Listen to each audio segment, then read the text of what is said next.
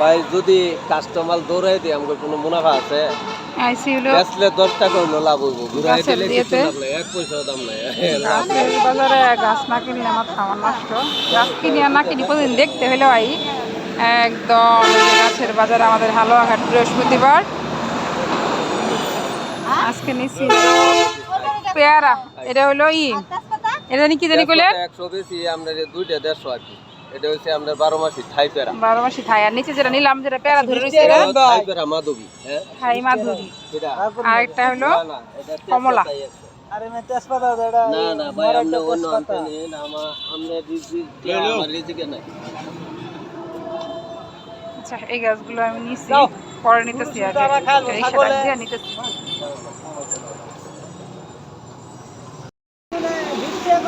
চারা নিতে গেছে তা দেখাই এই পাশে কি চারা আছে।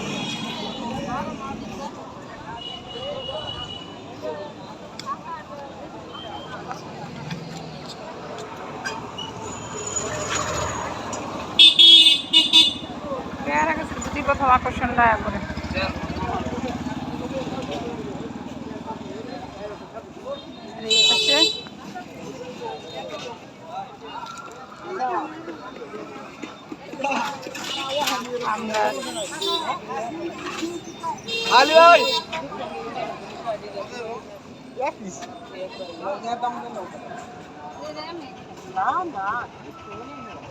ওরে বড়ই গাছ তো এটা বিরাট কাইটটাই করছে।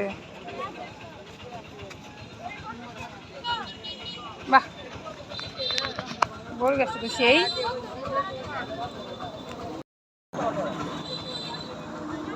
এই বড়ই গাছটা তো খুব পছন্দ হয়েছে। কি জাতের বড়ই বেন? আয় ভাই এটা কি বড়ই? এটা কি বড়ই? গাছটা বেশ করছে, কাটটা কুটটা সুন্দর করছে। এটা নিশ্চিত বাড়ি বড়ই হইব। কত করে আছে স্যার? 300 টাকা।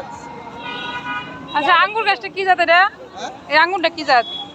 এটা দেশি, আর এটা আছে এটা বাইকনো। এটা কত? 500। কত? 500। আইতাছি। এই সারাটা করে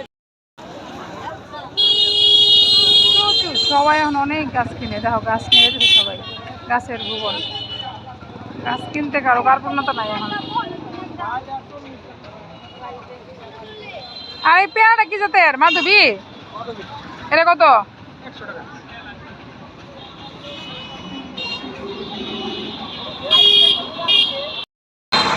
কলবের আঙ্গুর হলো 100 টাকা। আর কলবের কলবের আমরা 100 টাকা, কলব ছাড়া হলো 70 টাকা দিচ্ছে। আচ্ছা গাছপালা দেখলাম, আপাতত গাছ কিনছি যাই ওই পাশে। এখন আমার হলো দেখাই শান্তি, অনেকক্ষণ বুঝছি। এইবার বিদায়ের পালা।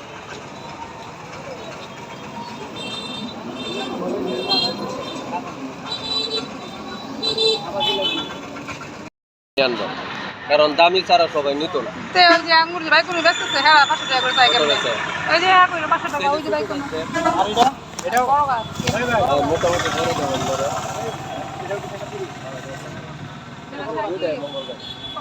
আঙ্গুর কত দিলে খাওয়া যায়?